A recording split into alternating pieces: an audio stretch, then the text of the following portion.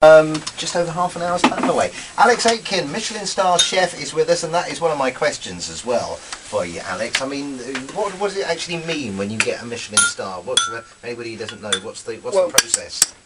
The Michelin guide was developed some years ago when Michelin were heavily into their tyres, and it was to promote their tyres and to find places of interest and places to stay and places to eat when you're driving along in your car. Over the years, it's become the Oscar of the culinary world, if you like. And yeah, all chefs strive for this gong of a Michelin star, 1, 2, or the ultimate, which is 3. And it's sort of, it does a lot for the industry and brings people want to come and work for me because I've had a Michelin star for so long. And in the beginning, it brings business, but you still are only as good as the last meal you cook. Absolutely. All the inspections by Michelin are anonymous. You get to know. I was going to say you must get to know the faces. Well, I've had a Michelin star for 15 years, and every single one of the English inspectors has been to me, and yeah, so you do get to know the faces. I mean, the last time I was judge, there was a bit of a flood in Brockenhurst, and this guy phoned from the station and said, "Look, I can't get there. Have you got a 4x4?" I said, "Yeah." Jumped in the car, picked him up, and I said, "Ah, hi, it's you." Hey, guess what? I got my start. Absolutely. Otherwise, he was going to be walking home through the water. And does it go to the chef or does it go to the restaurant? Or it is really it's the establishment and the chef. If the chef changes, they will revisit, and they'll revisit 2 or 3 or 4 times. I mean, Limewood won't get a star immediately. They will have to work for their star.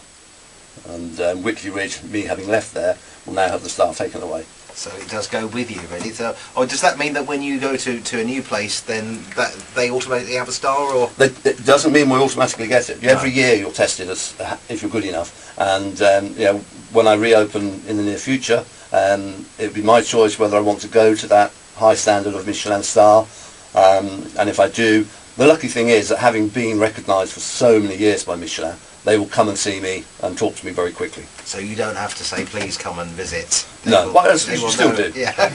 And I'm just getting distracted now because you're actually plating up some food at the moment, which is the first of 2 courses tonight, which is the summer garden risotto. Can you just remind us what's in there again, Alex? Right, so what's in here? What's in here is we've got the arborio rice being cooked out with a little bit of chicken stock, and then once that was cooked, I added the butter and the cheese. I'm now adding the vegetables as well, and I've used these beautiful fresh broad beans, lovely peas, and I've also added some sea purslane. We have a forager that forages for Limewood, and he picked some earlier in the week for the Hampshire Food Fair launch, and I was down on the foreshore at a friend's house on Saturday, and there was a lot of sea purslane on her. What is that? What is it? It's like a very small leaf. It's sort of almost spinachy in flavour. And we also picked marsh samphire as well, which is great. But I'm not putting samphire in this dish because this is all about sort of slightly herby, just light. Just having a little taste of the little salty taste. Yeah. Oh, it's very salty, isn't it? So obviously that would mean, I would imagine, you don't have to add any salt to the dishes. Again, you have to be careful not to add too much salt. Well, that's looking very chefy, if you don't mind me saying. It's not the way you bound everything on. You will look though. I've served my risotto in a bowl because it is not. A lot of chefs nowadays try and make their risotto so they can put it in a ring and it stands up. A risotto should be quite wet, and so mine's in a bowl, and then a little bit of olive oil to finish.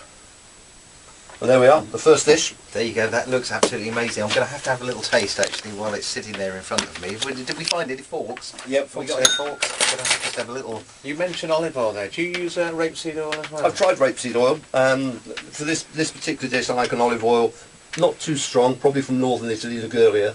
But I think all oils have such different flavours. It's really good to know which one you're using, which one you're cooking with, which one you're dressing with.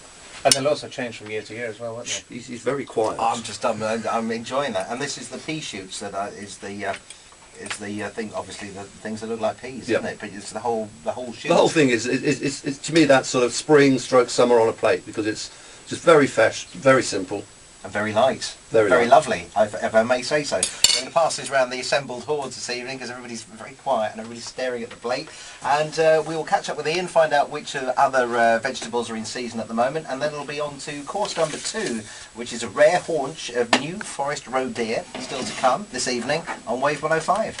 The Raid In, brand new day on Wave 105, so live music to come a little later on this evening on the Sunday Night Showcase after 9 o'clock from Southampton. It's Louisa Osborne. If you want to see what she looks like and what she does, you can have a little sneak preview online at wave105.com/Andy. As always, the foodie hour as well is being recorded for posterity. It'll be up on the internet sometime tomorrow at wave105.com/Andy.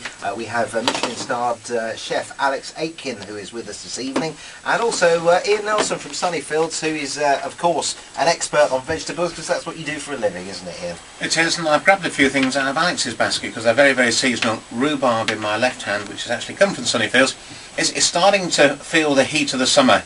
You know, so if you've got rhubarb in your garden, it's going to slow down now. Some of the crowns will be wanting to rest for the summer.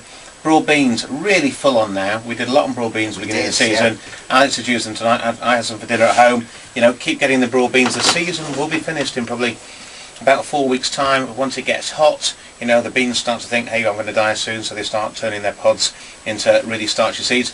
The red onion that Alex brought along, your onions will now be going from being green-topped to forming bulbs. At home, you also need to be thinking Brussels sprouts. You're missing deadlines on cabbages, Brussels sprouts, purple sprouting broccoli. You know, we're way into July now. We'll soon be in September, so you'll miss all your deadlines. So look at all your seeding and sowing calendars. And again, fantastic time of the year. Your potatoes, you should all be harvesting your new potatoes now. Season's really getting going, isn't it? It certainly is. Actually, when I resigned from Limewood and they put me on garden leave, that is exactly what I did. What you wanted. And I have actually built yeah.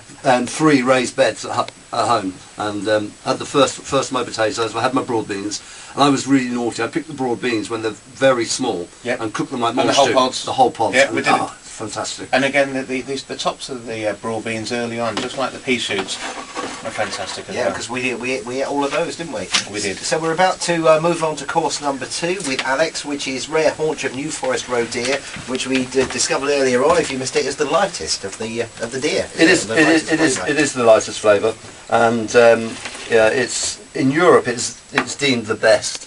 My favourite is actually the Sika deer, and I think that's partly because it's a little bit stronger in flavour, and its shape and conformation means you get very good cuts of meat off it. But the roe is a wonderful, wonderful deer.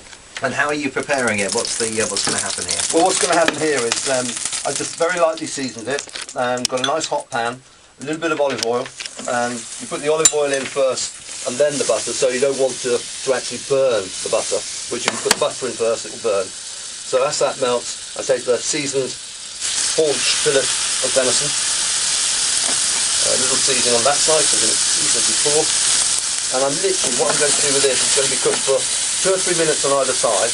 And the secret with all meats, but especially with the game meats, is to cook them quite rare, then let them rest, let them repose, because it's a protein which is greatly affected by heat, so it will start to shrink. And if you were to try and eat it then, it would be quite like a kite sponge, whereas if you let it relax, and you get a lovely rosy pink all the way through, and it will taste much more tender and be more delicate. And it doesn't go cold, does it, when you let it? No, it doesn't. People always must rest the meat. It's why sometimes when you eat a joint, it tastes better in the morning cold, because you rest it too quick. That's absolutely amazing. We're going to play a bit more music, and then I think, right, if you're saying it's only 2 or 3 minutes on each side, we're almost ready to go.